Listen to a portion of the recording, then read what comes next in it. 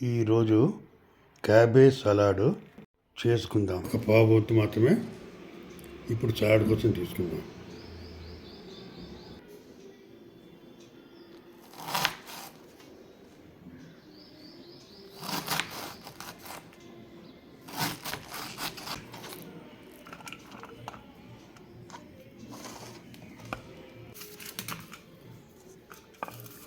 ఒక టమాటా చిన్న ముక్కలు చేసుకుందాం.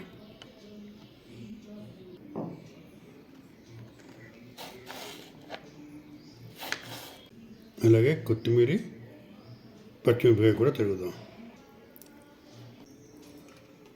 పచ్చిమిరపకాయ కూడా క్యాబేజీలో కలిపేయాలి. వాళ్ళ నష్టం ఏం లేదు, మామూలుగా చేసుకోవచ్చు. ఫస్ట్ ఇందులో తైమిన్ వేస్తున్నాను.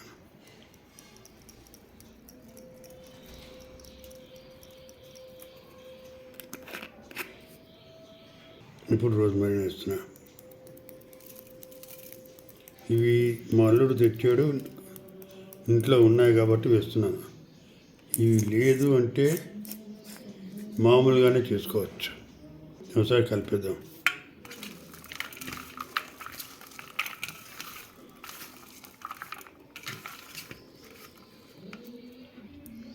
ఈ తొక్క చేసిన క్యారెట్ కూడా చిన్న చిన్న ముక్కలు చేసుకోవాలి.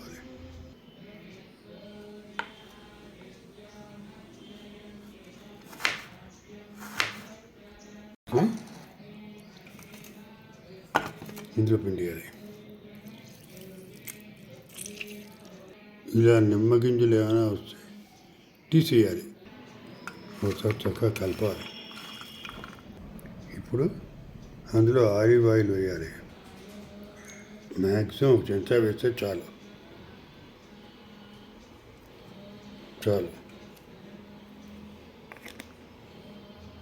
ఒక చిన్న చెంచా వచ్చింది. ఇప్పుడు బాగా కలపాలి. ఇందులో ప్రథమంగా ఆలివ్ ఆయిల్ వేయాలి. లేదు అంటే ఆవ నూనె వేయాలి. నార్త్ సైడ్లో అయితే ఆవ నూనె వేస్తారు, ఇటుపక్క అయితే నువ్వు నూనె వేస్తారు. కానీ ఆలివ్ ఆయిల్ వేయడం అనేది ఇది ఈ వంట చేసేటువంటి ప్రక్రియలో ముఖ్యమైనది. ఇలా పెద్దగా ఎప్పుడు వచ్చినా కంగారు పడక్కర్లేదు, చిన్నగా చేసేయడమే. ఇప్పుడు ఇందులో ఉప్పు వేసుకోవాలి. నేను సైంధవ లవణం వేస్తున్నాను. దీంట్లోకి ఈ టీ స్పూన్ కంటే తక్కువది సరిపోతుంది. శుభ్రంగా కలిపేయాలి ఒకసారి. చపాతీల్లోకి తినేవాళ్ళు ఉంటారు, నేను మాత్రం మామూలుగా తినేస్తాను. ఇప్పుడు దీన్ని ప్లేట్లో తీసుకోవాలి. మిరియాల పొడి తయారు చేసుకున్నాం. ఇంత మిరియాల పొడి వేస్తే చాలు.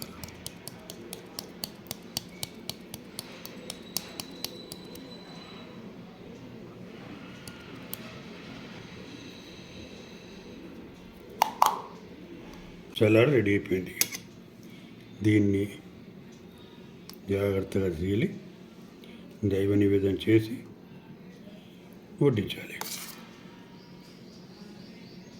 Thank you for watching.